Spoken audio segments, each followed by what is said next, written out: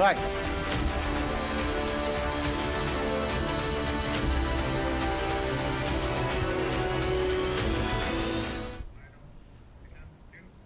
Welcome to four size TV. సమస్యల వలయంలో Aarogyasri 2007 doctor YS Rajasekhara Reddy హయాంలో పేద మధ్యతరగతి కుటుంబాలకు సంబంధించిన వారికి సరైన పద్ధతిలో కార్పొరేట్ వైద్యం అందించాలని, ఒక బ్రహ్మాండంగా ఆరోగ్యం అందించాలని ఆరోగ్యశ్రీ పథకాన్ని వారు ప్రారంభించారు. రాజీవ్ గాంధీ ఆరోగ్యశ్రీ అని 2007లో. ఆ ఆరోగ్యశ్రీ పథకం ఈరోజు అనేక సమస్యలను ఎదుర్కొంటుంది. వాస్తవానికి చూసినట్టయితే ఆరోగ్యశ్రీ అప్పుడు ఎప్పుడైతే బ్రహ్మాండమైన ఉద్దేశంతో పేద మధ్యతరగతి తరగతి కుటుంబాలకు సంబంధించిన వాళ్ళ ఆరోగ్య పరిస్థితులలో వారు ఎవరైతే గ్రామీణ ప్రాంతాలలో ఉన్నారో వారిని ఉద్దేశించి ఈరోజు ఆ పెట్టడంతో దాదాపుగా 1835 డిసీజెస్ను కవర్ చేసినట్టుగా అప్పుడు మొదలయ్యాయి. అప్పుడు కొన్నే ఉండే, కానీ దాంట్లో యాడ్ చేసుకుంటూ అనేక డాక్టర్స్తోని సంప్రదింపులు జరిపి ఎవరైతే దాంట్లో ప్రొఫెసర్స్ ఉన్నారో, డాక్టర్స్ ఉన్నారో, దాంట్లో స్పెషలిస్టులు ఉన్నారో వారితోని సంప్రదింపులు చేసిన తర్వాత అందులో దాదాపుగా 1835 డిసీజెస్ను కవర్ చేసే విధంగా చేశారు. అనేక మార్పులు వచ్చాయి, కాలం మారింది. రాజశేఖర్ రెడ్డి తర్వాత అనేక ముఖ్యమంత్రులు వచ్చారు, కానీ ఆరోగ్యశ్రీ పత్రం మాత్రం ఖచ్చితంగా అలాగే వచ్చి అదే నడుచుకుంటూ పోయింది. అందులో భాగంగా ఇంకా ఇప్పుడు కొత్త ప్రొసీజర్లో ఇంకా 1163 న్యూ ప్రొసీజర్స్ను కూడా దాంట్లో యాడ్ చేసేశారు. మంచిదే, శుభ పరిణామం. కానీ అది వాస్తవానికి ఆరోగ్యశ్రీ పథకం కింద ఈరోజు అమలవుతుందా? ఎవరు లబ్ధి పొందుతున్నారు? కార్పొరేట్ హాస్పిటల్సా లేక ప్రభుత్వ హాస్పిటల్లా? ఇప్పుడు ప్రధానమైనగా మనం ఒకసారి చూసినట్టయితే బీఆర్ఎస్ ప్రభుత్వం 33 జిల్లాలలో ప్రభుత్వ మెడికల్ కళాశాలలు వారు 33 జిల్లాలలో కొత్త కళాశాలలు తీసుకొచ్చారు. బ్రహ్మాండమైన ఒక మెడికల్ కాలేజెస్కు నిర్మాణం అనేది, అలాగే దానికి యాడెడ్గా 300 పడకల గది, 300 పడకల ఆసుపత్రిని కూడా నిర్మించడం జరిగింది. అయితే ఇప్పుడు ఇంత బ్రహ్మాండమైన ఒక వ్యవస్థ ఉన్నప్పుడు ప్రైవేట్ హాస్పిటల్స్కు, కార్పొరేట్ హాస్పిటల్స్కు ఎందుకు పంపించడం జరుగుతుంది? ఆరోగ్యశ్రీ పథకానికి సంబంధించిన 50% గవర్నమెంట్ హాస్పిటల్స్లో, 50% ప్రైవేట్ హాస్పిటల్స్కు ఎందుకు పంపిస్తున్నారు? అదే వైద్యం గవర్నమెంట్ హాస్పిటల్స్లలో కూడా నిర్వహించు కదా. అలాగే అటానమస్గా ఉన్న నిమ్స్కు సంబంధించింది కూడా ఎందుకు దీంట్లో ఇంత నిర్వీర్యం చేస్తున్నారు? నిమ్స్లో ఎందుకు పంపిస్తలేరు? నిమ్స్లో పంపించిన తర్వాత నిమ్స్కు సంబంధించిన బిల్స్ను ఎందుకు రియంబర్స్మెంట్ చేస్తలేదు ప్రభుత్వాలు? ఈ విషయంపైనే ఈరోజు ప్రధానమైన చర్చ. ఆరోగ్యశ్రీ అమలవుతున్న సమయంలోనే అనేక సమస్యలతో కట్టుమిటాడుతున్న ఈ సమస్యలపై పరిష్కార మార్గం ఎంచుకోవడానికే ఫోర్ సైజ్ టీవీ నిర్వహిస్తున్న ఈ డిబేట్లో ప్రస్తుతం పాల్గొంచడానికి మనతోటి కాంగ్రెస్ నాయకులైనటువంటి భీమ్రామ్ నాయక్ గారు, అలాగే బీఆర్ఎస్ నాయకులైనటువంటి పోలేపల్లి రామ్మూర్తి గారు, బీజేపీ నాయకులైనటువంటి శ్రీనివాస్ గౌడ్ గారు, అలాగే సిపిఐ నాయకులైనటువంటి కలవేన శంకర్ గారు, ఒక ప్రధానంగా సూపరింటెండెంట్ ఆఫ్ గవర్నమెంట్ ఆసుపత్రి సూపరింటెండెంట్ డాక్టర్ కరుణాకర్ రాజు కూడా మరికొద్ది సేపట్లోనే మనతో జాయిన్ అయిపోతారు. ఈ విషయంపై పూర్తిగా విశ్లేషించడానికి, వాస్తవానికి ఎప్పుడైతే ఆరోగ్యశ్రీ రాజీవ్ గాంధీ ఆరోగ్యశ్రీ మొదలు పెట్టారో అప్పటి నుంచి ఇప్పటి వరకు ఎలా ప్రగతి చెందింది అనే విషయంపై విశ్లేషించడానికి ఈరోజు మా స్టూడియోలో మా చీఫ్ అడ్వైజర్ అయినటువంటి డాక్టర్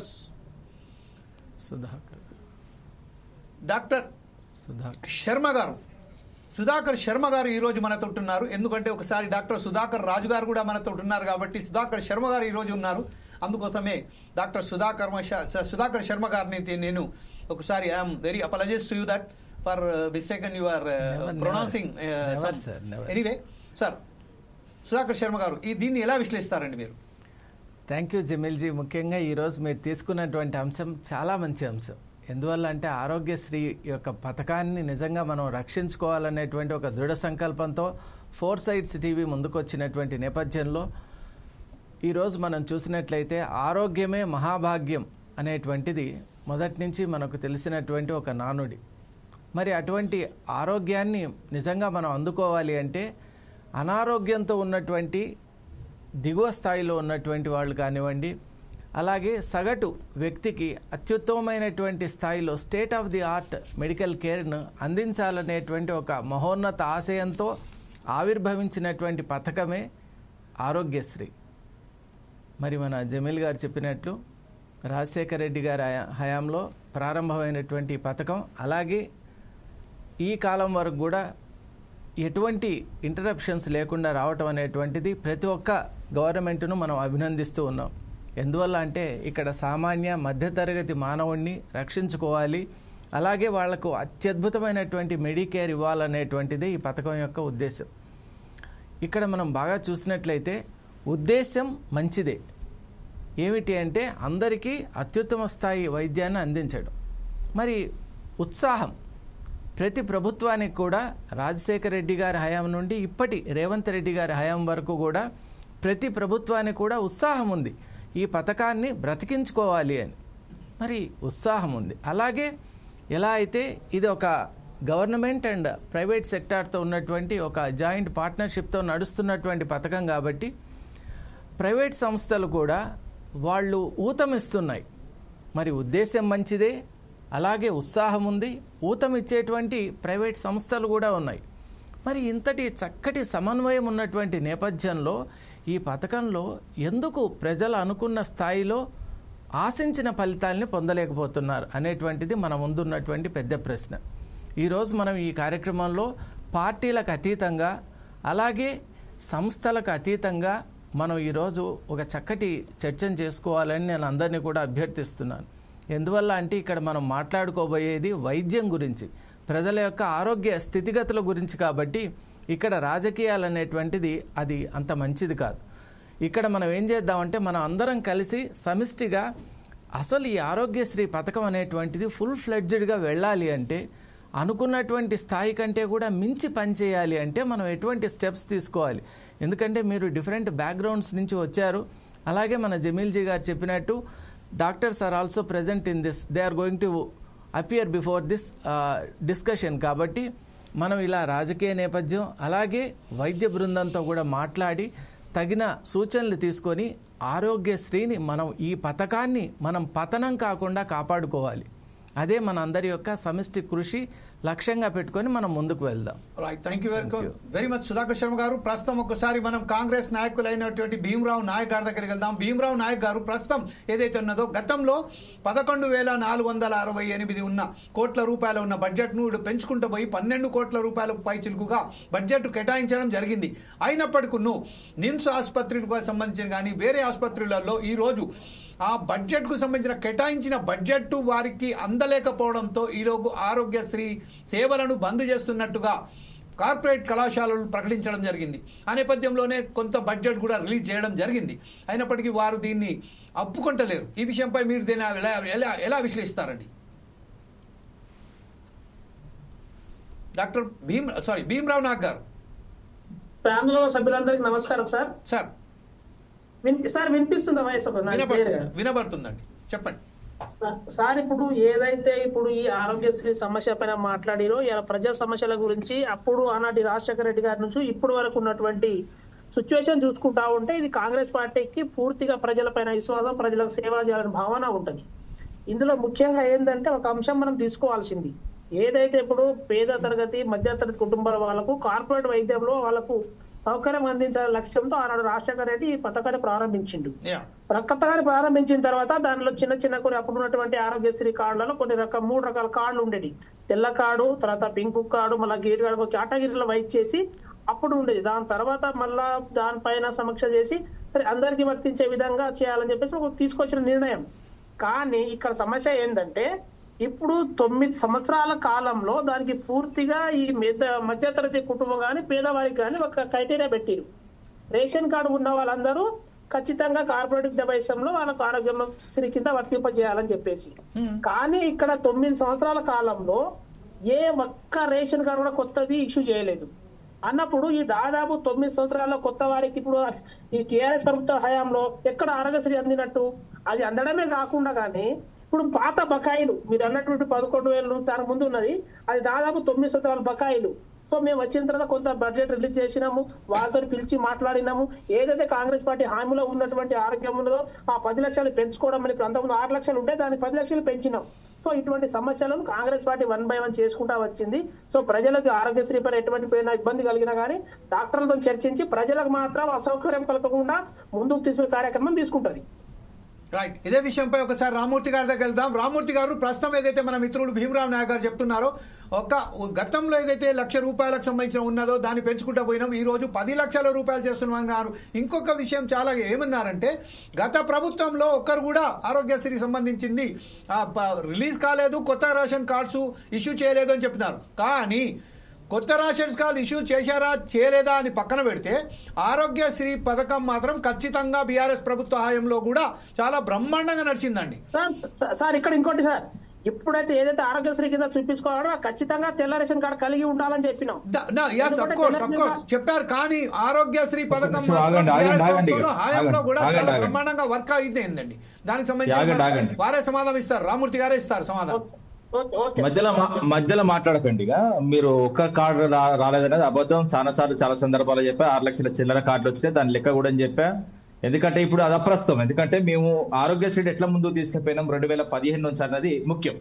ఎందుకంటే మీరు స్టార్ట్ చేసినప్పుడు ఎన్ని రోగాలు ఉండే, మా చేతిలో పడ్డ తర్వాత ఎన్ని రోగాలకు పెంచినామంటే 1375 రోగాలకు మేము పెంచినాం. అదే విధంగా ఏంటంటే ఇప్పుడు ఆరోగ్యశ్రీ వీళ్ళు వాస్తవంగా మంచిదే అని నిండు సభలో కేసీఆర్ గారు కూడా పలు సందర్భాల్లో కూడా మెచ్చుకోవడం జరిగింది. ఎవరు కూడా దీన్ని మేము విమర్శించలేదు. ఈ కార్యక్రమం మంచి కార్యక్రమం కాదని మేము రాజకీయ కుట్రతో ఎన్నడూ ఆలోచించలేదు. ఎందుకంటే ఏదైనా పథకం మంచి అయితే మంచిదని ఒప్పుకున్నాం, మా నిండు మనసు కాబట్టి. మీది నిండు మనసు కాదు కాబట్టి ఏదైతే మీరు పేర్లు మార్చుడు, అదే విధంగా ఏదైతే రైతు బంధును రైతు భరోసా అని చేసుడు, ఇవన్నీ మీ కార్యక్రమాలు, మా కార్యక్రమాలు కాదు. మేము ఏదైతే మంచి చేస్తే మంచి అంటాం, చెడు చేస్తే చెడు అంటాం. తెలంగాణ కరానికి అన్యాయం చేసింది. మధ్యలో మాట్లాడదు కదా,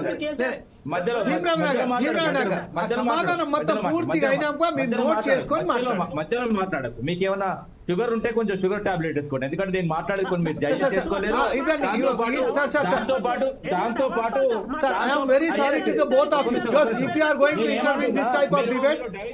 మీరు డైజెన్ గోళీ కూడా మీరు చెప్తా వినండి. మీకు తెలియదండి ఒక నిమిషం ఆగండి. మొత్తం చెప్తారు. అయ్యో నీకు నాకు డిబేట్ కాదు బ్రదర్, ప్రజలు వినాలి. ఆయన లైన్ కట్ చేయండి. మీరు ఎవరిని కూడా మీరు లైన్ కట్ చేయండి అని మాకు వదిలించలేదు. కాకపోతే ఏంటంటే మీరు కూడా ఆ పదాలు డైగ్రేట్ చేసుకోండి, టాబ్లెట్ వేసుకోండి కాదు. మీరు ఖచ్చితంగా ఏమైనా విషయం ఉంటే మాట్లాడండి, అంతేగాని ఒక నిమిషం మాట్లాడండి. నిజం కాదు అది. ఒక నిమిషం ఆగు. ఒకటే నిమిషం అండి. మీరు both of you, please just give me a minute. Just give me a second. Both of you, Bhimarao Naik గారును Rammurthy గారు. అరే ఏంటండి ఒక నిమిషం. భీమరావు నాయక్ గారును రామ్మూర్తి గారికి మేము ఒక ప్రాధాన్యపడేది ఏంటంటే, మీరిద్దరు కూడా సమన్వయాలను పాటించి ఖచ్చితంగా ఈ డిబేట్ ను ఒక బ్రహ్మాండమైన దిశలో తీసుకోవడానికే ప్రయత్నం చేయండి. అందులో భాగంగా ఒకరు మాట్లాడుతున్నప్పుడు వేరే వారు ఇంటర్వ్యూ అని కాకండి. కాకపోతే ఏమన్నా పాయింట్స్ ఉంటే రాసుకోండి. ఎప్పుడైతే మీకు సమయం వస్తుందో అప్పుడు మాట్లాడండి. ఖచ్చితంగా we will give full chance to all of you, no problem at all. Go ahead. మళ్ళీ మధ్యలో మాట్లాడుతున్నాను. నేనేంటంటే ఆయన రాసుకోమనండి. ఆయన విమర్శలు చేసేటప్పుడు నేను సావధానంగా విన్నా, నేను రాసుకున్నా. వాటికి సమాధానాలు చెప్పే క్రమంలో నేను ఏం చెప్తున్నాను అది రాసుకోండి. నీకేం అభ్యంతరం అయితే అక్కడ నువ్వు రాసుకో. ఎందుకంటే వీళ్ళు ఆరోగ్యశ్రీ మొదలు పెట్టిన తర్వాత, ఎందుకంటే ఇప్పుడు అప్పటి నుంచి ఇప్పటి వరకు దాన్ని మోసేది ఆరోగ్య మిత్రులే అండి. ప్రతి హాస్పిటల్ వాళ్ళ పరిస్థితి గమనించిన మేము. ఎందుకంటే వీళ్ళు 3,500 రూపాయలు ఇచ్చేది, కానీ ఆ 3,500తోని వాళ్ళకు రోజు గడవదు, నెల గడవదు అన్న ఉద్దేశంతో 13,500 జీతాలు చేసింది మేము. ఎందుకంటే అది మొత్తం కంప్లీట్ గా హాస్పిటల్లో అవినీతి జరగకుండా, హాస్పిటల్లో ఏదైతే ఆరోగ్యశ్రీ అప్రూవల్ నుంచి లాస్ట్ పేషెంట్ ఇంటికి తీసుకెళ్లేంత మేరకు ఆరోగ్య మిత్రులు చూసుకుంటారు. వాళ్ళను ఆదుకున్నాం. ఎందుకంటే ఒక గొప్ప మనసు కాబట్టి, మాది గొప్పగా ఆలోచించే మనసు కాబట్టి మేము చేసినాం. అదే విధంగా మేము మెడికల్ కాలేజీకి సంబంధించి 5 మాత్రమే ఉండే, మేము దాన్ని దాదాపు ప్రతి జిల్లాకు ఒకటి చేసినాం. అదే విధంగా నర్సింగ్ 5 ఉండే, 23 చేసినాం. అదే విధంగా బస్తీ దవాఖానాలు 0 గుంటుతున్నా వీళ్ళున్నప్పుడు మేము 496 తీసుకొచ్చినాం. అదే ఎంబీబీఎస్ సీట్లు 850 ఉండే, మేము వచ్చిన తర్వాత 4,000 చిల్లరైనాయి. ఇట్లా దేశంలో, ఎందుకంటే దేశవ్యాప్తంగా మొత్తం బీజేపీ 157 మెడికల్ కాలేజీలు మొత్తం దేశవ్యాప్తంగా అయితే తెలంగాణకు ఒక్కటి ఇవ్వలేదు. అన్యాయం జరిగింది. అయినా కూడా కేంద్రం ఇచ్చినా అయ్యకున్నా ప్రతి జిల్లాకు మెడికల్ కాలేజ్ కట్టినాం. అదే విధంగా దేశంలో 1,00,000 జనాభాకు 22 ఏదైతే ఎంబీబీఎస్ సీట్లున్న ఏకైక ప్రాంతం ఈ నేల మీద ఏదైతే మొత్తం ప్రపంచ వ్యాప్తంగా ఏదైనా ఉన్నదంటే అదొక తెలంగాణ మాత్రమే. అంతటి ఘనత తీసుకొచ్చినాం. ఎందుకంటే ఇప్పుడు చాలా విషయాలు మాట్లాడుకుందాం. ఇప్పుడు గవర్నమెంట్ హాస్పిటల్ పరిస్థితి, వీళ్ళ ఆరోగ్యశ్రీ పరిస్థితి, ఆరోగ్యశ్రీని అనారోగ్యశ్రీగా చేసిండు ఏదైతే రేవంత్ రెడ్డి వచ్చిన తర్వాత. ఏ విధంగా అంటే వీళ్ళు బడ్జెట్ లో ఒక అలికేషన్ చూస్తారు, మళ్ళీ వాస్తవంగా గవర్నమెంట్ హాస్పిటల్ పోతే ఇప్పుడు నేను ఇవాళ కూడా నిన్న కూడా గవర్నమెంట్ హాస్పిటల్కి పోయినా. ఎందుకంటే విత్ ఎవిడెన్స్ తో సహా చెప్తున్నా. ఎందుకంటే మీకు కావాలంటే నేను దాని మీద ఒక ఆర్టికల్ కూడా రాసిన. ఎందుకంటే ఈ మధ్యలో ఏదైతే ఈ 18-19 నెలలుగా కాంగ్రెస్ ప్రభుత్వం ఆరోగ్యం విషయంలో, హెల్త్ విషయంలో చేస్తున్న అన్యాయం, గవర్నమెంట్ ఆసుపత్రుల పరిస్థితి, అక్కడ ఏమేమి ఉన్నాయి, ఏమేమి పని చేస్తున్నాయి, ఇప్పుడు స్క్రీన్ మీద కనబడే స్క్రీన్లు కూడా పనిచేస్తున్నావు.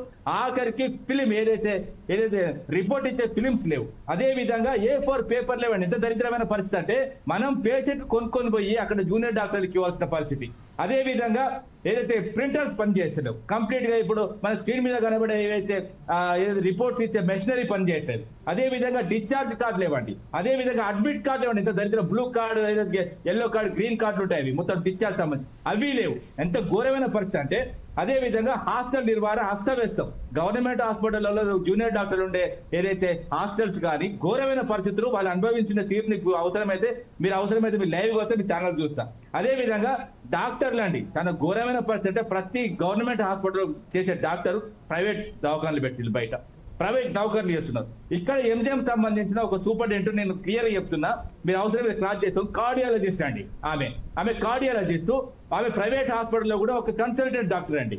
ఎందుకంటే ఎంజిఎంకి వస్తే ఏదైతే హార్ట్ పేషెంట్ ఉంటారో వాళ్ళు స్ట్రోక్ గురయ్యే ఎంజిఎంకి వస్తే, ఎంజిఎంకి వచ్చిన వాళ్ళని పేషెంట్ జాయిన్ చేసుకొని వాళ్ళని 2D ఈకో చేయకుండా ఆలస్యం చేసి వాళ్ళ ఆరోగ్యం విషమించిన తర్వాత మీరు కంపల్సరీ ప్రైవేట్ హాస్పిటల్ పోవాలండి. ఆమె చేసి హాస్పిటల్కి తీసుకుపోతుందండి. ఎంత దరిద్రమైన విషయం అంటే, ఆడికి వెళ్ళిన తర్వాత నేను అక్కడికి వెళ్ళిన తర్వాత ఆరోగ్యశ్రీలో చేసుకున్న తర్వాత మీకు ఫ్రీ ట్రీట్మెంట్ చేస్తాం కథా కార్యక్రమం తర్వాత, అక్కడికి వెళ్ళిన తర్వాత ఆపరేషన్ చేస్తున్న క్రమంలో వాళ్ళ బంధువులను పిలిపించి ఏదైతే ఆరోగ్యశ్రీ చేసే స్టంట్ చాలా నాణ్యమైనది కాదు, ఇది మీరు ఎక్కువ రోజులు బతకరు, మీరు కావాలంటే మంచిది కావాలి, 2 లక్షలు అయితే 3 లక్షలు అయితే వాళ్ళ జేబులు పిండి, వాళ్ళ ముక్కులు పిండి, వాళ్ళ సంసారాన్ని ఆగం చేసి ఆ డబ్బులను పేదల దగ్గర డబ్బులు గుంటున్న విషయం నిజంగా చెప్తున్నా. సభ్య సమాజం సిగ్గుతో తలదించుకుంటుందండి. అదే విధంగా ఏంటంటే చెత్త వినండి, ఇంకా మీ దగ్గర చాలా ఉన్నాయండి. నేను ఖచ్చితంగా మీ మీదకి వస్తాను, ఖచ్చితంగా ఇంకా వస్తానండి. రామ్మూర్తి గారు మీ వద్దకు మరోసారి ఖచ్చితంగా వస్తాను. మనకు ప్యానెల్లో ఇంకా చాలా మంది ఉన్నారు, వాళ్ళు మాట్లాడడానికి మన ప్రయత్నిద్దాం. ఇప్పుడు కలవేన శంకర్ గారి దగ్గరికి వెళ్దాం. కలవేన శంకర్ గారు, ఈ రోజు ఒక కాంగ్రెస్ పార్టీ కానివ్వండి, బీఆర్ఎస్ పార్టీ కానివ్వండి, ఏ పార్టీ అయినా కానివ్వండి, ఈ రోజు ప్రస్తుతం కార్పొరేట్ కు సంబంధించిన ఏదైతే హాస్పిటల్స్ ఉన్నాయో వాళ్ళు కావాలని తన ఏజెంట్లను పెట్టి ఆ హాస్పిటల్స్లలో వచ్చే ఆరోగ్యశ్రీకి సంబంధించిన పథకానికి ఎవరైతే వస్తున్నారో వారిని కావాలనే కార్పొరేట్ హాస్పిటల్ కు మళ్లించి అలా ద్రోహం చేస్తున్నారు. వారితోని ఒక డబ్బుల విషయంలో చాలా పెద్ద ఎత్తున ఒక దోపిడీ జరుగుతుందనే ఒక బాధ్యత ఉన్నదో, దీన్ని మీరు ఎలా విశ్లేషిస్తారండి అదే సిపిఐ నాయకునిగా? ఫోర్ సైడ్ టీవీ ప్యానెల్లో పాల్గొంటున్నటువంటి మిత్రులకు నమస్కారం. అట్లాగే సూపరింటెండెంట్ డాక్టర్ గారు ఉన్నారు, వారికి కూడా నమస్కారం. ప్రధానంగా ఈ ఆరోగ్యశ్రీ పథకం అనేటువంటిది రాజశేఖర్ రెడ్డి గారు తీసుకొచ్చినారు.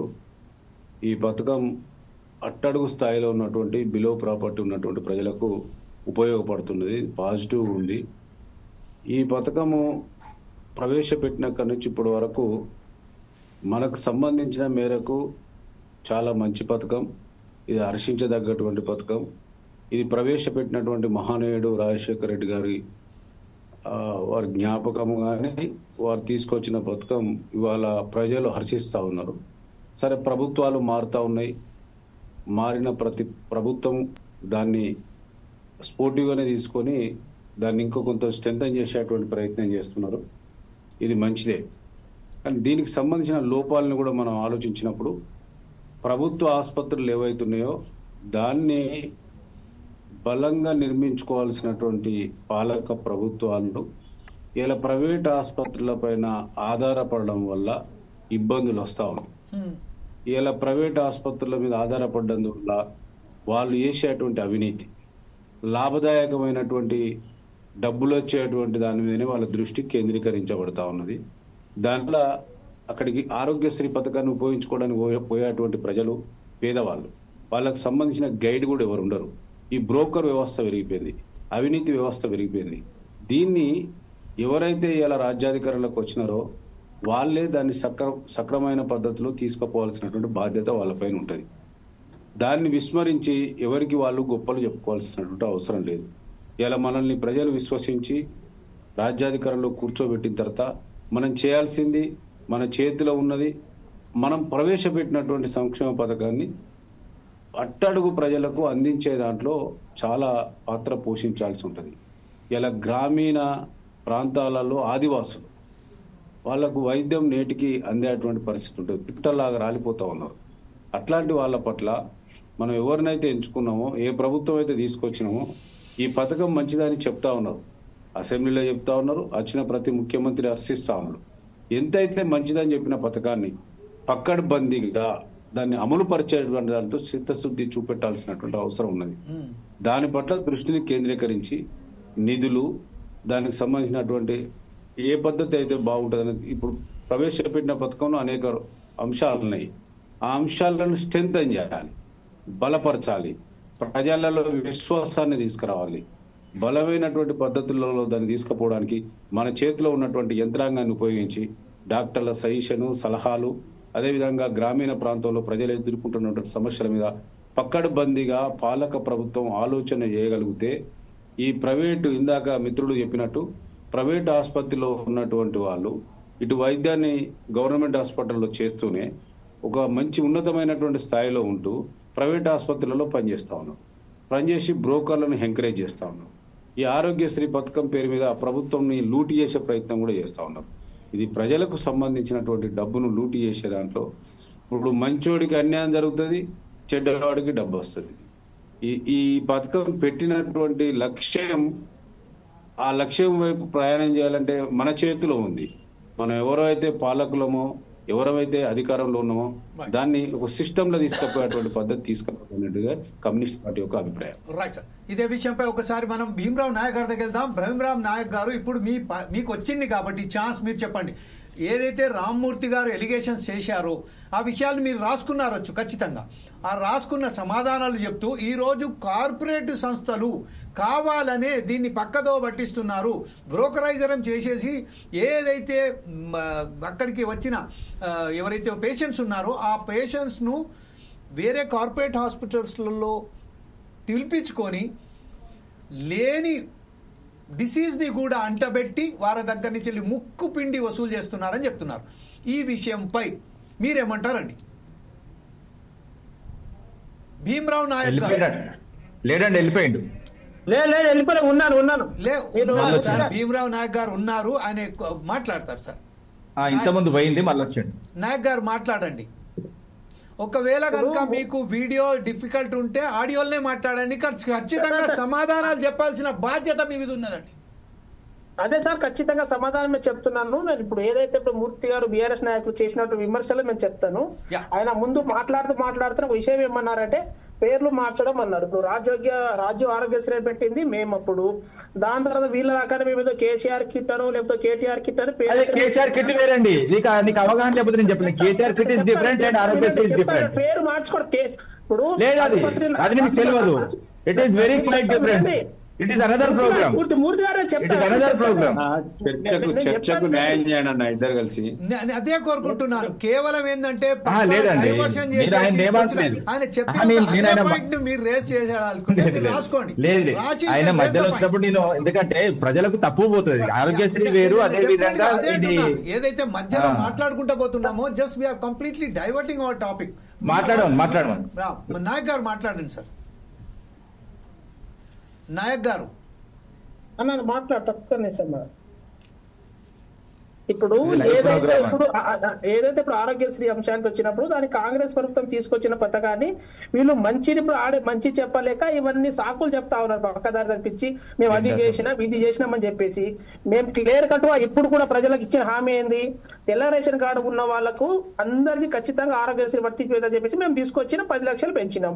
మరి వీళ్ళు 9 సంవత్సరాలలో మేము 1300 ఆరోగ్యాలను పెంచినాము, మళ్ళీ అందరికి వర్తించే చేసినామంటే అది ఆరోగ్యశ్రీ సంబంధించిన రిలేటెడ్ రేషన్ కార్డు ఇష్యూ చేయలేదు అన్నప్పుడు పేద ప్రజలకు ఏ విధంగా అందిన విషయాన్ని వాళ్ళు సమాధానం చెప్పలేకపోయారు. పోయిన తర్వాత పేరు మార్చడం అన్నారు. ఆరోగ్యశ్రీ విషయమైన మేము పేరు మార్చి పెట్టిందే మేము, పేరు మార్చింది వాళ్ళ మేము అనేది ప్రజలకు తెలుసు. పేరు మార్చలేదు బ్రదర్, నేను అంటున్నాను. మీరు అన్నారు పేరు మార్చడం అంటే మేము ఏం మార్చలేదు. మీరు అన్నారు ఆ విషయం, మీరు అన్నారు పేర్లు మీరేంటున్నారు మార్చిల్లు అని. కేసీఆర్ కిట్ అది వేరు, అది వేరు.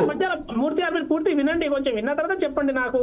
ఇప్పుడు అందరు చూస్తా ఉన్నారు మీరు ఏం చేసిరు, ఆరోగ్యశ్రీ ఎంత వీళ్ళు చేసిరు, ఇలా 9,000 కోట్ల వరకు బాకీ పెట్టిపోయిన విషయం అందరూ తెలుసు. మీరు కూడా పెట్టిపోయింది కదా, గత ప్రభుత్వం కూడా పెట్టిపోయింది, అది కట్టాం కదా. నేను మిగులు బడ్జెట్ రాష్ట్రానికి అప్పుడు రాష్ట్రం చేసింది మీరు కట్టకపోతే మీ ముక్కు పిండితో 100%. అన్న మీ ఇద్దరికి చర్చను డైవర్ట్ చేయకూడదు అన్న. ఆరోగ్యశ్రీ పథకం ఏదైతుందో దాన్ని దాని గురించి మాట్లాడమని చెప్పండి. గత ప్రభుత్వం అయిపోయింది కదా, ఇంకా ఇప్పుడు ఆయన ఏం చేస్తారో చెప్పానండి. గది గాని ఇప్పుడు పరిస్థితులు బాగాలేవు, ఆసుపత్రిలో గొగ్గోలు పడుతున్నారు, పేదలకు ఇబ్బంది అవుతున్నది.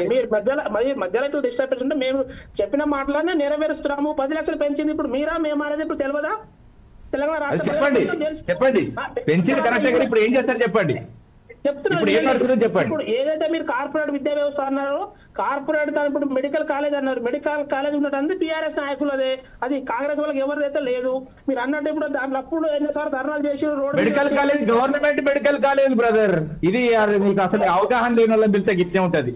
అవును, గవర్నమెంట్ మెడికల్ ఏంది, ప్రభుత్వ ఆసుపత్రిలో మెడికల్ కాలేజ్ ఓపెన్ చేసి కొత్త brother you do not have any common sense and common knowledge about medicine and medical.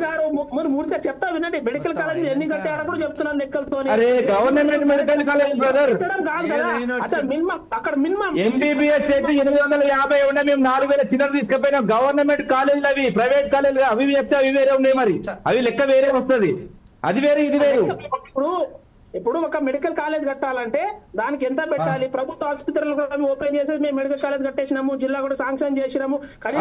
Medical college కట్టినాం, మేము ఆల్రెడీ కట్టినాము, ఇనాగ్రేషన్ అయింది, స్టూడెంట్స్ జాయిన్ అయింది, చదువుతున్నారు, ఆల్రెడీ పాస్ అవుట్ అయిన ప్రైవేట్ బిల్డింగ్ లలో మెడికల్ కాలేజ్ ఇప్పుడు సంగారెడ్డి చూడండి ఎక్కడ మెడికల్ కాలేజ్. యాదాద్రి, మెదక్, అదే విధంగా చెప్తా విన్న మహేశ్వరం, కుత్బుల్లాపూర్, ములుగు, అదే విధంగా నర్సంపేట, గద్వాల్, నారాయణపేట కూడా కంప్లీట్ అయింది. అవి గవర్నమెంట్ హాస్పిటల్ కూడా కంప్లీట్ అయినాయి మీరు వచ్చిన తర్వాత. అంటే మీరు దాన్ని ఇనాగ్రేషన్ చేసిళ్ళు, అవి మేము చేసిన పనులు మొత్తం కంప్లీట్ అయిపోయినాయి. దానికే చెప్తున్నా, 30 మేము కట్టేశాము, మేమే కట్టేసాము, వాస్తవము. ఒక్కసారి భీమరావు నాయక్ గారు ఆగండి, తెలియదండి. Private college medical college private college అనుకుంటున్నాడు మిత్రుడు. రామ్మూర్తి గారు ఏ కాలేజ్ కట్టారని చెప్తున్నారండి? జనగాంలో కేవలం ఒక షెడ్ లో జరిగింది, ములుగులో ఇప్పటిదాకా కాలేజ్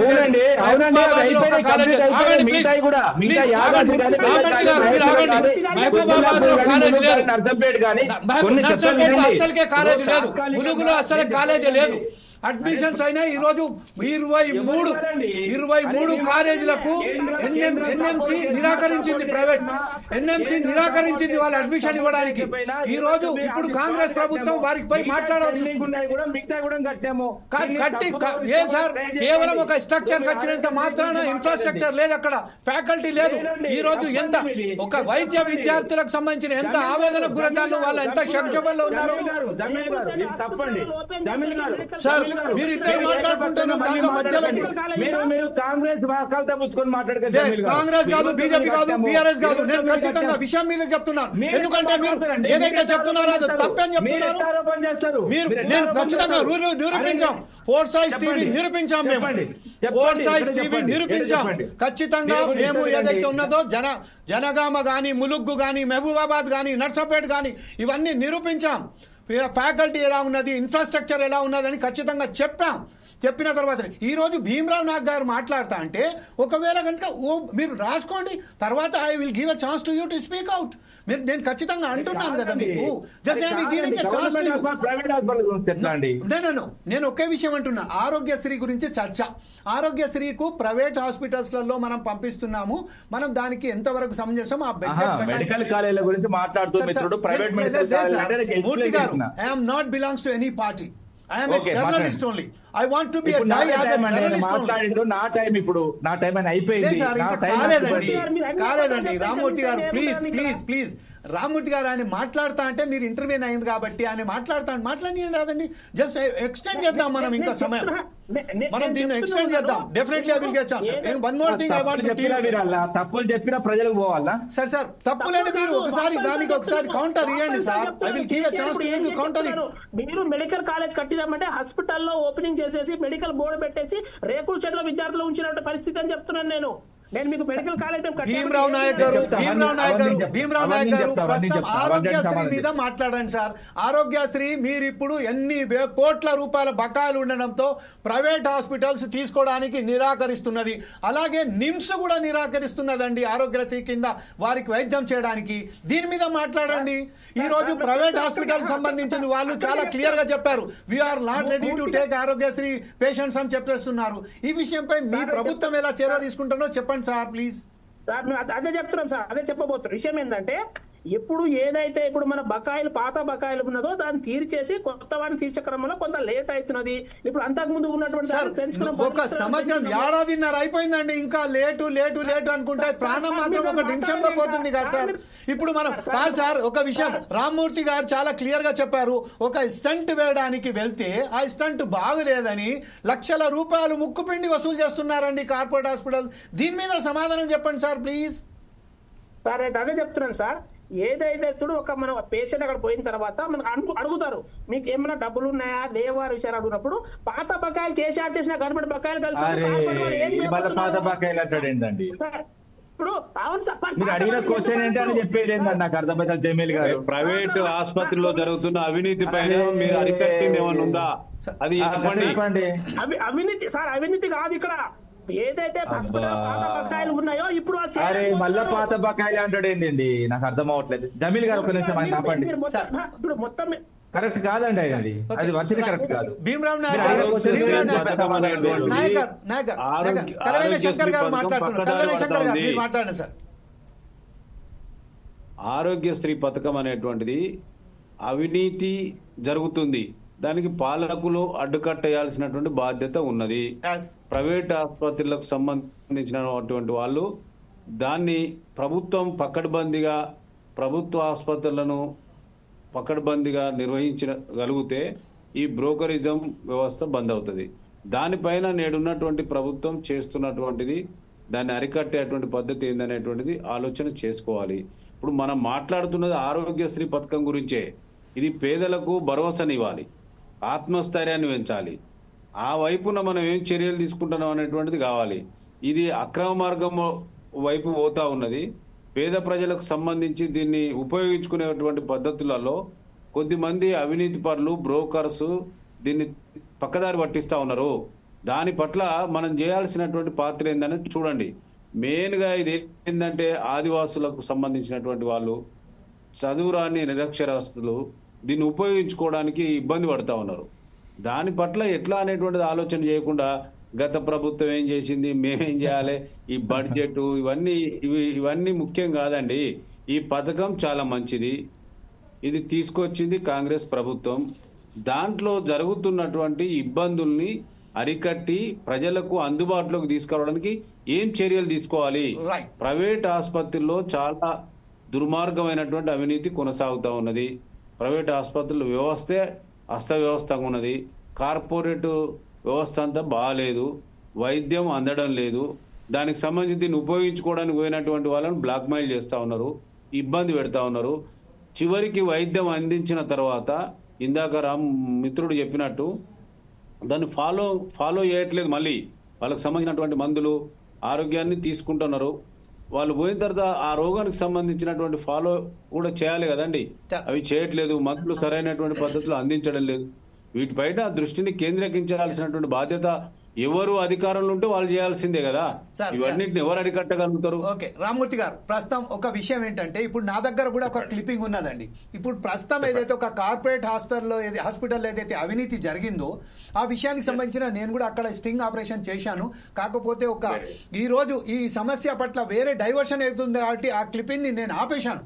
ఆ క్లిప్పింగ్ ఆపితే మీరిద్దరు కూడా మళ్ళీ కొట్లాట మొదలు పెడతారు కాబట్టి నేను ఆపేశాను. కాకపోతే రామ్మూర్తి గారు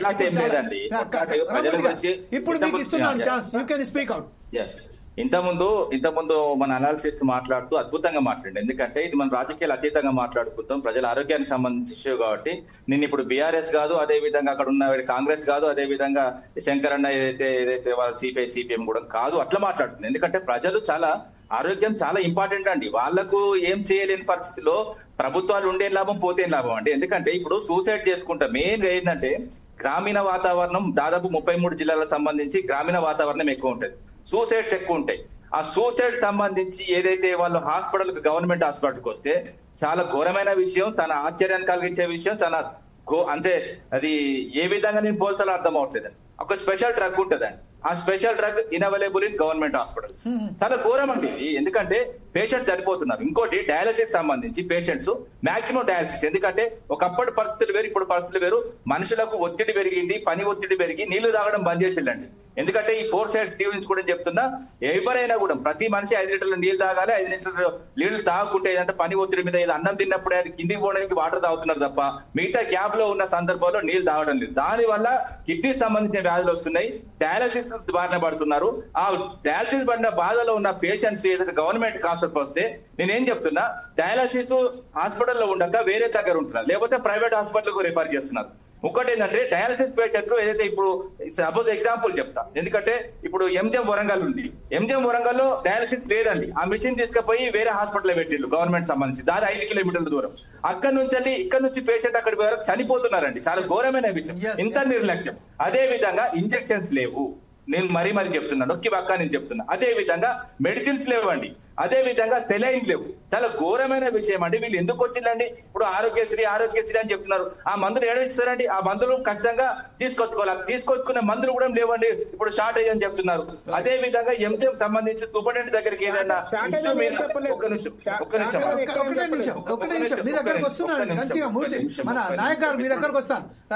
నిమిషం ఆగండి. ఇప్పుడు ఎంజిఎం సంబంధించి మీరు గాంధీ హాస్పిటల్ పోండి, హైదరాబాద్, అదే విధంగా ప్రతి జిల్లాలో ఉన్న గవర్నమెంట్ హాస్పిటల్ పోండి, అక్కడ ఉన్న సూపరింటెండెంట్ కలవండి.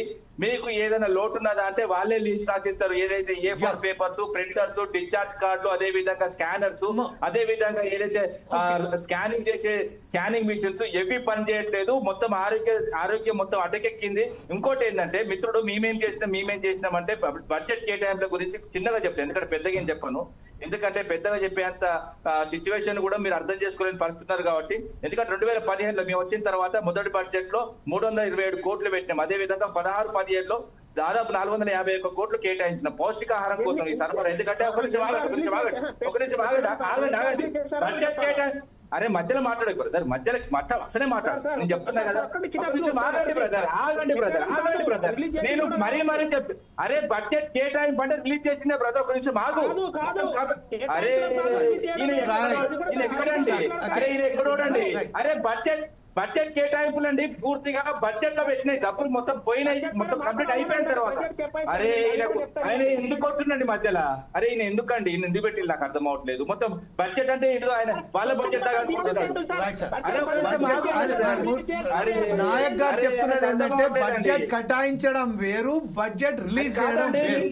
అంటే కేటాయించడం పట్ల ఏదైతే ఉన్నదో కేటాయించారు కానీ రిలీజ్ చేయలేదు కదా. నన్ను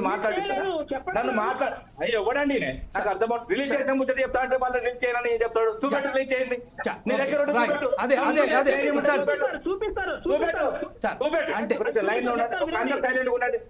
సైలెంట్ ఉండండి, చూపించాడు. చెప్తాను సార్, ఆరోగ్యశ్రీకి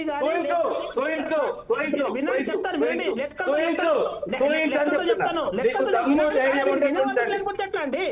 మీరు వినియోగం కూడా లేదు. ఇప్పుడు బడ్జెట్లలో ఇప్పుడు కేటాయించిన తర్వాత దాన్ని 1 సంవత్సర కాలంలోనూ రిలీజ్ చేయాలా. అమౌంట్ చేయకుండా పేపర్ల మీద పెట్టేసి మేము ఇంత కేటాయించామని చెప్పడం కాదు. ఇలా కాంగ్రెస్ రిలీజ్ చేసింది. 2021 వరకు నేను చెప్తా వినండి, వీళ్ళకు క్లియర్ గా అర్థమయ్యేటట్టు చెప్తా. పథకం కోసం ఏదైతే 1110 కోట్ల రూపాయలు ఖర్చు చేసినాం, రాసి పెట్టుకోండి, ఖర్చు చేసినాం. అదే విధంగా తెలంగాణలో ఆగండి. అరే ఆగండి బ్రదర్, అరే ఆగు బ్రదర్. అరే ఆగండి. అరే మధ్యలోకి మాట్లాడుతుంది. అరే ఆగు బ్రదర్. నువ్వు మాట్లాడదు నువ్వు మాట్లాడితే మాట్లాడు. అరే ప్రజలు కూడా వింటారు. అరే మంచి మాట్లాడుతాయి, మంచి నిమ్మలంగా ఉండు, నా మాట విను. నువ్వు ప్రస్తుతానికి మీ ఇద్దరి మధ్య కొట్లాట వల్ల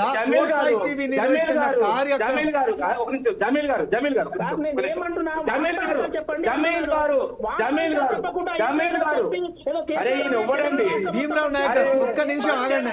నాయక్ గారు ఒక్క నిమిషం ఆగండి. ఆ మూర్తి గారు ఏదో చెప్పబోతున్నారు. ఇప్పుడు అది కాదండి, బడ్జెట్ కేటాయింపులు అంటే కేటాయింపుల గురించి చెప్పిన, బడ్జెట్ కేటాయింపులు కాదు, ఖర్చు పెట్టింది ఎంత ఖర్చు పెట్టింది కూడా చెప్తున్నారు. చెప్పండి మొత్తం దాదాపు 4,65,805 మంది గర్భిణీ స్త్రీలు కొత్త తల్లులకు మేము ట్రీట్మెంట్ అందిస్తున్నాం. అదే విధంగా 10,43,413 ఏదైతే మంది 7 నెలల నుంచి 3 సంవత్సరాల వయసు గల పిల్లలకు మేము ఏదైతే ఈ పథకం ద్వారా అందించాం. అదే 3 నుంచి 6 సంవత్సరాల వయసు గల 6,74,336 పిల్లలకి ఈ పథకం ద్వారా ప్రయోజనం అందించినాం. నేను చెప్తా వినండి ఇంకా పూర్తిగా, ఎందుకంటే వైద్య ఆరోగ్య శాఖలో ఏం చేసినాం అన్నది కూడా చెప్తా. అసిస్టెంట్ ప్రొఫెసర్లు దాదాపు 1,061 మందిని ఫిల్ చేశాం.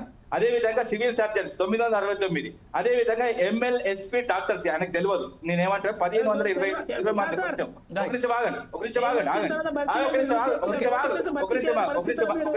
ఒక నిమిషం ఆగు బ్రదర్, ఆగు మధ్యలో. ఆయుష్ డాక్టర్లు దాదాపు 166 మందిని వేసినాం, 56 మందిని వేసినాం. అదే విధంగా 30,000 జాబులు ఫిల్ చేసినాం. దాదాపు వైద్య ఆరోగ్య శాఖలో ఈ స్టిల్ 1,00,000 మంది పనిచేస్తున్నారు. 1,00,000 మందికి సంబంధించి మేము ఏం చేసినామని ప్రతి ఏదైతే ఎంప్లాయీ దగ్గర పోయి తట్టి అడగండి. మా ప్రభుత్వం పంచుకుంటా, మీ ప్రభుత్వం పంచుకుంటా. అదే విధంగా నేను చాలా విషయాలు చెప్తుంటే మిత్రుడు మధ్యలో అడ్డం పడుతున్నాడు. ఇప్పుడు ఒకసారి భీమరావు నాయక్ గారి దగ్గర సమాధానం చెప్పడానికి సమాధానం చెప్పండి. భీమరావు నాయక్ గారు ఇప్పుడు సమాధానం చెప్పండి. ప్రస్తుతం ఏదైతే మన మిత్రుడు రామమూర్తి గారు ఏదైతే చెప్పారో దానికి మీరు ఏకీభవిస్తున్నారా? సార్ అది పూర్తి అవాస్తవ విషయాలు. నేను ఇక్కడ కూర్చొని మాట్లాడతాను, లెక్కలతో సహా చెప్పిన. నేను దమ్ముంటే చూపెట్టు, మాట్లాడతాను. వీడియో ముందుకు రా. భీమరావు మంచి పేరు పెట్టుకుంటావు. భీమరావు మంచి పేరు పెట్టుకుని నీ ముఖం కలవండి. నీ ముఖం ఎందుకు దాచుకుంటావు? నీ ముఖం ఎందుకు దాచుకుంటున్నావు? టెక్నికల్ ప్రాబ్లం ఉన్నదండి, దాంట్లో మనం క్వశ్చన్ చేసే మనకు అదే లేదు. ఆయనకు టెక్నికల్ ప్రాబ్లం ఉన్నది కాబట్టి కెమెరా ప్రాబ్లం ఉంటే పక్కన తెచ్చుకోమనండి. Complete his version. అబద్ధాలు చెప్పుకుంటా చాటుకో. మూర్తి అబద్ధాలు కాదు, అబ్బాయి అవసరం లేదు. మీకు ఆ క్వశ్చన్ ఉంది, నేను చెప్తా వినండి. ఏదైతే ఇప్పుడు కేసీఆర్ గవర్నమెంట్ 9,000 కోట్లు మేము ఖర్చు చేశామన్నారు, 11,000 కోట్లు 9 సంవత్సరాల్లో చేసిన ఖర్చు అని చూపిస్తా ఉన్నారు. మేము రాగానే సంవత్సరం 2,500 కోట్లతో స్టాఫ్ నర్స్ భర్తీ చేశాం, ఎమ్మెల్టీ పోస్ట్ భర్తీ చేశాం, డాక్టర్లను భర్తీ చేశాము.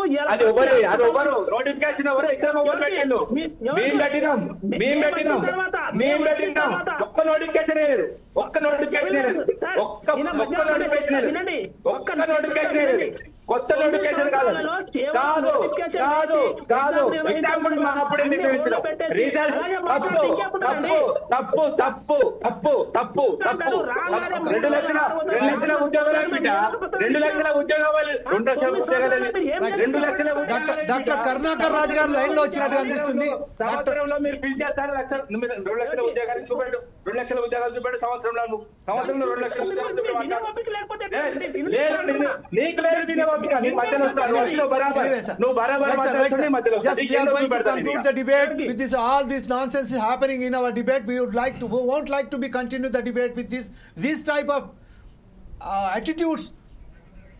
ఒకసారి మనం శంకర్ గారి దగ్గరికి వెళ్దాం. శంకర్ గారు ప్రస్తుతం ఏదైతే ఉన్నారో ఒకరి మీద ఒకరు ఆరోపణలే చేసుకుంటున్నారు, కానీ ఎవరు కూడా సమాధానం చెప్పడానికి సరైన పద్ధతిలో ఎవరు కూడా ముంగట రావట్లేదు.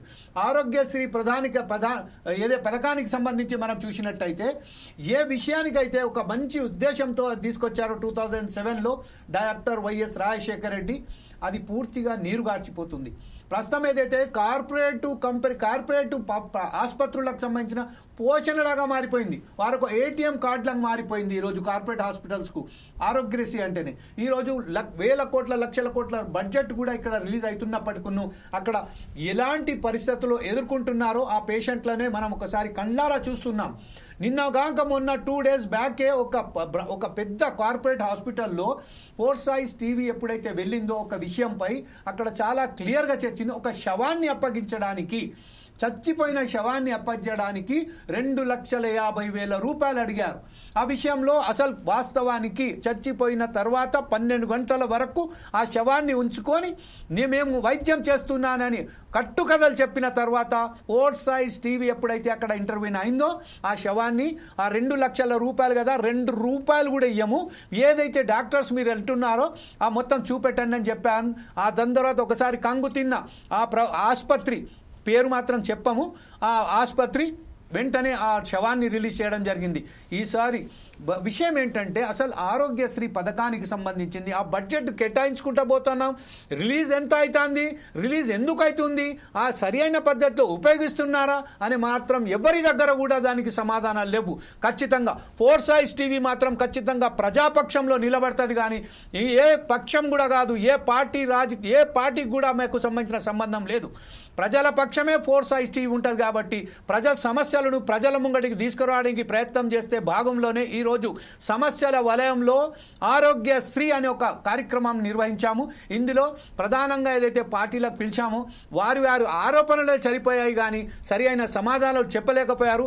ఒక శంకర్ గారు, కలవేన శంకర్ గారు ఏదైతే ఉన్నారో వారితో ఒక కంక్లూడ్గా తీసుకున్న తర్వాత మనం డాక్టర్ సుధాకర్ శర్మ గారి దగ్గర వెళ్తాం. శంకర్ గారు మీరు చెప్తారు, ఏం విషయంపై ఎలా చెప్తారండి, మీరేం చెప్తారు? నేను ముందు నుంచి చెప్తున్నా, ఆరోగ్యశ్రీ పథకం మంచిదే, దాని అమలు దాని తీరుతెన్నులు తూట్లు కొట్టే పద్ధతిలో పాలకులు వ్యవహరిస్తా ఉన్నారు. దాన్ని బిలో ప్రాపర్టీ ప్రజలకు అందించడంలో ఈ బ్రోకరేజం వ్యవస్థను అంతమొందించాలి. ముందది ఎవరైతే అధికారంలో ఉన్నారో వాళ్ళతోనే సాధ్యమవుతుంది. అయితే అదే సేమ్ టైంలో కార్పొరేట్ ఆసుపత్రుల్లో జరుగుతున్నటువంటి ఆ చిక్కుముడులను కూడా ప్రభుత్వమే చూడాల్సినటువంటి అవసరం ఉన్నది. మూడో అంశం ఏంటంటే వీటితో పాటుగా ప్రధానంగా మీ వాయిస్ ఫ్రీజ్ అయిపోయిందండి. ఫ్రీజ్ అయింది వాయిస్, మాట్లాడండి సార్. కొంత చదువుకున్న వాళ్ళేమో పూర్తి గ్రామీణ ప్రాంతానికి సంబంధించిన ఆదివాసులకు, ప్రధానంగా ఆదివాసులకు సంబంధించి చాలా మోసపోతున్నారు, వాళ్ళని ఇబ్బంది పెడతా ఉన్నారు. వాళ్ళని ఇబ్బంది పెట్టే దాంట్లో ప్రైవేట్ ఆసుపత్రుల యజమానులే దీనికి ప్రధానమైనటువంటి బాధ్యత వహించాల్సి ఉంటుంది.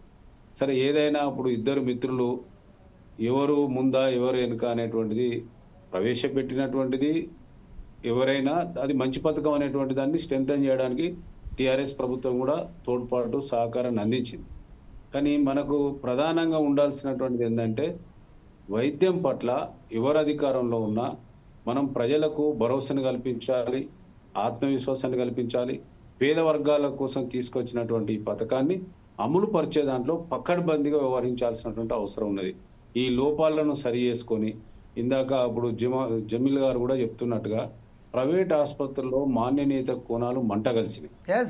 శవాన్ని ఇవ్వడానికి కూడా డబ్బులు అడిగే దుస్థితి వచ్చింది.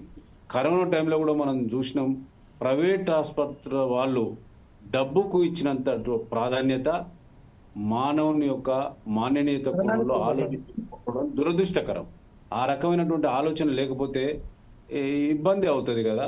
అన్ని విషయాలలో చూస్తే ప్రైవేటు హాస్పిటల్ యజమానులు డబ్బుకు ఇచ్చినంత ప్రాధాన్యత మనిషి ప్రాణాలకు ఇవ్వడం లేదు. దీని మీద దృష్టిని కేంద్రీకరించాలి. ప్రైవేట్ ఆసుపత్రులకు సంబంధించిన యజమానుల పట్ల చెకప్ సిస్టమ్ తీసుకొచ్చుకోవాల్సినటువంటి బాధ్యత నేడున్నటువంటి ప్రభుత్వం పైన ఆధారపడి ఉంటుంది. Yes, sir. Thank you very much, sir, for your valuable opinions and decisions, sir. Very good. You have given a very good references. Sir, మూర్తి గారు ఏదో చెప్పబోతున్నారు సార్, ప్లీజ్ ఒక స్లోగా చెప్పండి సార్, ఎందుకంటే చాలా నిబద్ధత గల 4 టీవీగా పేపర్ సార్. నాకు తెలుసండి, నేనేమంటున్నా, చాలా సార్లు మనం డిబేట్లలో కూర్చున్నాం, చాలా సార్లు మాట్లాడుకున్నాం, ఇలా ఎన్నో డిస్టర్బ్ కాలేదు. ఎందుకంటే ఎవరి వర్షన్ లో వాళ్ళు మాట్లాడితే బాగుంటుంది. ఎందుకంటే మధ్యలో తను వచ్చిన కాన్సెప్ట్ డిస్టర్బ్ అవుతున్నది. ఎందుకంటే ఇప్పుడు నా వర్షన్ నేను చెప్పే క్రమంలో ఆయనకైనా అభ్యంతరం ఉంటే రాసుకొని దాని తర్వాత మాట్లాడితే బాగానే ఉంటది. కానీ ప్రతి దానికి ఇప్పుడు నేను బడ్జెట్ కేటాయింపులు అంటే బడ్జెట్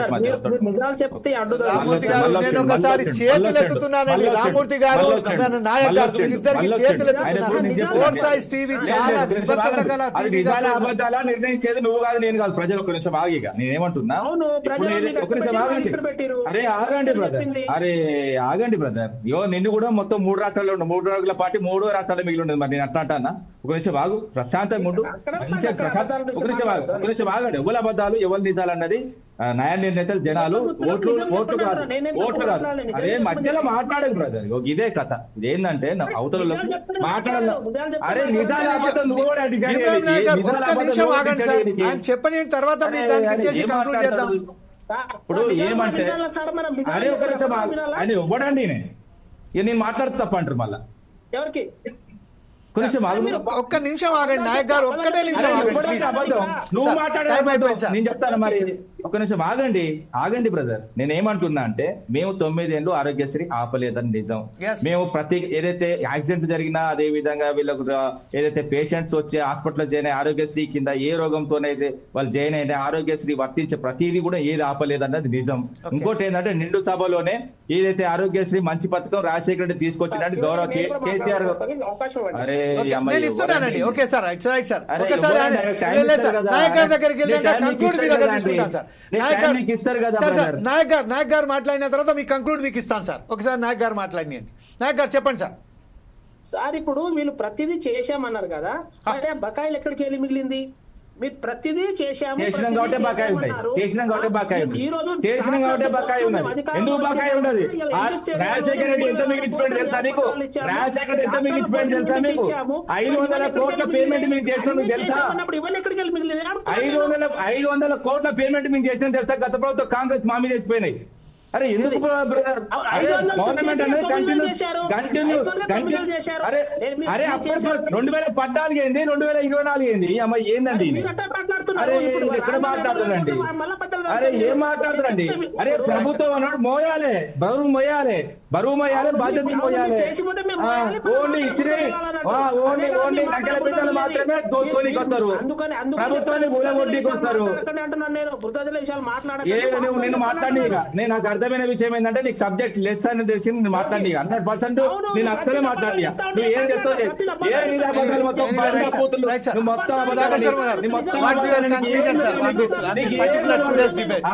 ఆరోగ్యశ్రీ ఏ సంవత్సరం ఎప్పుడు స్టార్ట్ అయింది చెప్పు దమ్ముంటే నీకు.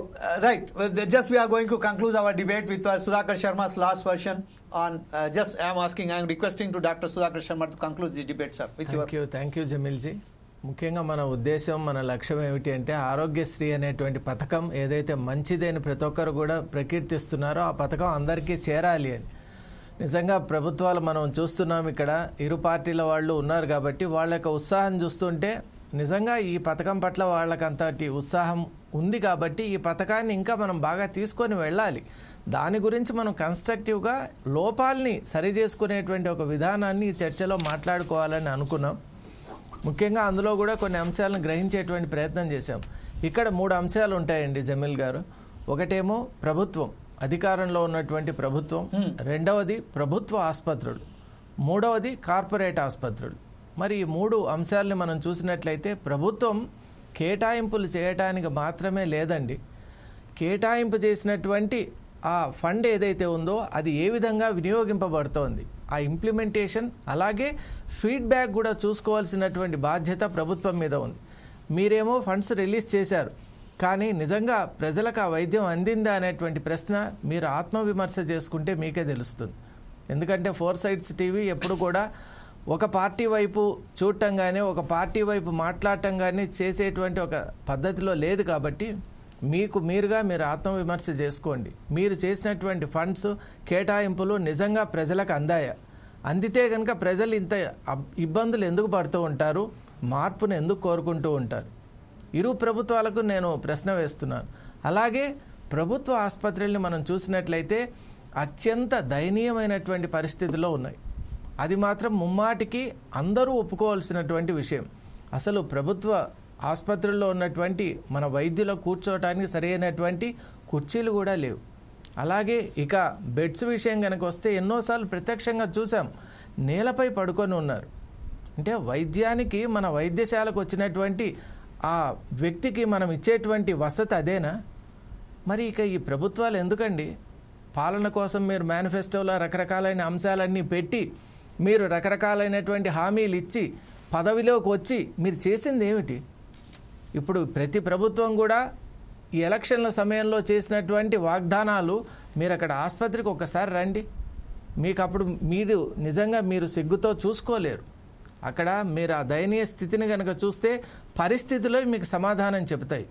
ఒక వ్యక్తి కానీ ఒక వ్యవస్థ కానీ సమాధానం చెప్పదండి, పరిస్థితే మనకు సమాధానం చెబుతుంది. కాబట్టి స్పష్టంగా లోపం అనేటువంటిది ఉంది. అయితే మనం లోపం ఉంది కదా అని మనం వెనక్కి వెళ్ళనవసరం లేదు, లోపాన్ని మనం సరి చేసుకోవాలి. ఇప్పుడు ఈ చర్చ యొక్క ఉద్దేశం కూడా అదే.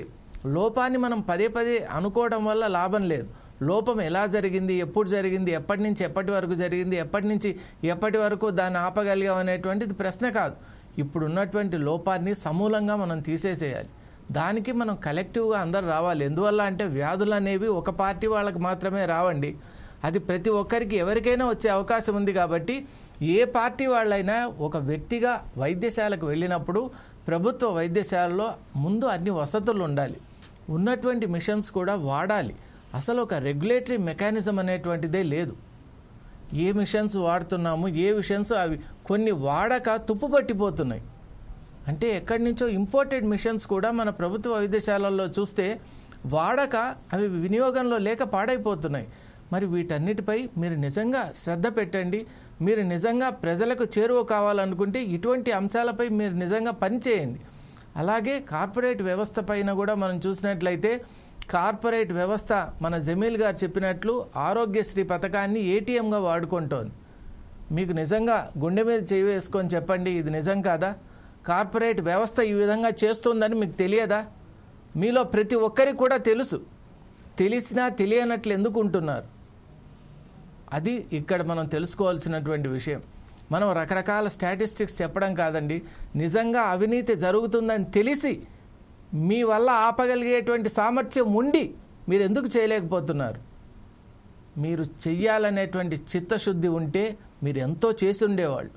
ఫండ్స్కి అక్కడ షార్టేజ్ లేదండి, నేషనల్ హెల్త్ మిషన్ ఫండ్స్ కూడా ఉన్నాయి. అలాగే ఈ మధ్య కాలంలోనే ఇండియన్ మెడికల్ అసోసియేషన్ మన తెలంగాణ ప్రాంతం వాళ్ళు డాక్టర్స్ ఒక విజ్ఞప్తి కూడా చేశారు, స్టేట్ హెల్త్ మిషన్ కూడా మనకు కావాలి అంటే same on the lines of NHM మనకు ఎస్హెచ్ఎం కూడా కావాలి అని అంటున్నారు. వైద్యుల్లో ఆ విధమైనటువంటి ఆసక్తి ఉంది. నిజంగా మన గవర్నమెంట్ డాక్టర్స్ ఆ విధమైనటువంటి ఒక దీక్షా దక్షతతో ఉన్నారు. ఎక్స్పర్టైజ్లో ఏం కొరత లేదండి. మరి ముందు మనం ప్రభుత్వ ఆసుపత్రుల్ని ఇంకా అప్గ్రేడ్ చేసుకుందాం, వైద్యులకు ఇవ్వాల్సినటువంటి వసతులు ఇద్దాం. అలాగే మనం ఈ స్కీమ్ ప్రకారం పంపించేటువంటి కార్పొరేట్ హాస్పిటల్స్ ఉన్నాయో వాటిపైన మనం పక్కాగా ఒక ప్రణాళికాబద్ధంగా వాటిలో జరిగేటువంటి లోపాలని మనం చూడాలి. కార్పొరేట్ వ్యవస్థ అంటేనే అమానవీయంగా మారిపోతున్నటువంటి తరుణంలో పల్లెటూళ్ళల్లో నుంచి వచ్చేవాళ్ళు, అలాగే ఇప్పుడు సిపిఎం నాయకులు చెప్పారు, వారు ఏమన్నారంటే ముఖ్యంగా గిరిజనులకు ఈ విధమైనటువంటి వైద్యం అందటం లేదు. అది నిజంగా చాలా మంచి point. I really compliment him for the same. గిరిజనుల విషయంలో ప్రభుత్వాలు ఏం ఆలోచిస్తున్నాయి? ఆరోగ్యశ్రీ పథకం వాళ్ళకి ఎంత మేరకు వర్తిస్తోంది? నిజంగా ఏమీ తెలియని అమాయకులైనటువంటి వాళ్ళ విషయంలో మనం పార్టీ నేతలుగా ఉండి మనం ఏం చేస్తున్నాం? ఈ విషయాలపై దయచేసి ప్రతి నేత కూడా సవినయంగా ఫోర్ సైడ్స్ టీవీ విజ్ఞప్తి చేస్తోంది. మీరందరూ ఎందుకు విజ్ఞప్తి చేస్తున్నామంటే మీ చేతుల్లో ఆ శక్తి ఉంది. మీరు ఒక పార్టీకి ఒక ముఖ్యమైన నేతగా ఉన్నారు. మీరు గనక అనుకుంటే, మీరు స్థిర సంకల్పం చేస్తే అసాధ్యమైనటువంటి విషయం కాదు. కాబట్టి పార్టీలకు అతీతంగా మేము మీకు మనవి చేస్తున్నాం, దయచేసి ఆరోగ్య విషయంలో రాజకీయ ప్రమేయం వద్దు. ఎందుకంటే ఎవరికైనా అనారోగ్యం అనేది రావచ్చు. కాబట్టి రాష్ట్రం సుభిక్షంగా సంక్షేమంగా ఉండాలి అంటే ముందు ఆరోగ్యం బాగుండాలి. అందువల్ల చిన్న పిల్లల విషయంలో కానీ, వృద్ధుల విషయంలో కానీ, స్త్రీల విషయంలో కానీ అనారోగ్య విషయంలో మనం అశ్రద్ధ అనేది తప్పు. మన వాళ్ళని మనం ముందు రక్షించుకుందాం, తర్వాత రాజకీయాలు చూసుకోవచ్చు. ఆరోగ్యశ్రీ పథకం అనేటువంటిది అందరికీ చెందిన పథకం. కాబట్టి దయచేసి మీకు ఏదైనా మంచి అభిప్రాయాలు ఉంటే మా ఫోర్ సైడ్స్ టీవీతో కూడా పంచుకోండి. ఎందుకంటే జమీల్జీ చెప్పినట్లు ఇట్స్ ఎ కంటిన్యూస్ ప్రాసెస్. ఈ డిస్కషన్తో ఈ టాపిక్ అయిపోదు, ఈ థీమ్ అయిపోదండి. మీకున్నటువంటి ఆలోచనలు మాతో పంచుకోండి. తప్పక మనం అందరం కలిసి, అన్ని పార్టీలు కలిసి ఆరోగ్యశ్రీని రక్షించుకుందాం, మన తెలంగాణ రాష్ట్రాన్ని సంరక్షించుకుందాం. Right, thank you very much Sudhakar Sharma గారు. ఈ రోజు సమస్యల వలయంలో ఆరోగ్యశ్రీ అనారోగ్యశ్రీగా మారుతున్న ఆరోగ్యశ్రీ పథకాన్ని మరొకసారి మనం కాపాడుకోవడానికి ప్రయత్నం చేద్దాం. తెలంగాణ వాసులుగా, మనము తెలంగాణ బిడ్డలుగా ఈరోజు ఆరోగ్యశ్రీ పథకాన్ని కాపాడుకుంటూ సరి అయిన పద్ధతిలో ఎవరికి అందవలసిన ఆ స్కీమ్కి సంబంధించిన ప్రతి ఒక్కరికి అందేలా చేద్దామని ఆశిస్తూ ఈరోజు పాల్పంచున్నందుకు అలాగే భీమరావు నాయక్ గారికి, పోలేపల్లి రామ్మూర్తి గారికి, అలాగనే కలవేన శంకర్ గారికి అనివార్య కారణాల వల్ల డాక్టర్ కరుణాకర్ రాజు ఫోన్ చేశారు. ఈరోజు నేను కనుక ఈ డిబేట్లో వస్తే ఇబ్బంది పడతారేమో అన్నట్టుగా ఆయన మెసేజ్ పెట్టారు. అందుకోసమే వారికి కూడా మా క్షమాపణ కోరుతూ ఈరోజు మాతోని పాల్పంచున్నందుకు అందరికీ, మాతోనేమన్నా ఫోర్సైజ్ టీవీ ద్వారా ఏదన్నా జప్పులు జరిగితే మాత్రం మమ్మల్ని క్షమించాలని, ఆరోగ్యశ్రీ పథకాన్ని ఆరోగ్యంగా ఉంచాలని కోరుతూ ఫోర్సైజ్ టీవీ సెలవు తీసుకుంటుంది. మరొకసారి మీ ముందుకు రేపు కూడా ఇదే విషయంపై, వేరే విషయాలపై మాట్లాడడానికి మనం ప్రయత్నం చేద్దాం. అప్పటిదాకా సెలవు ఇవ్వండి. చూస్తూనే ఉండండి ఫోర్సైజ్ టీవీ.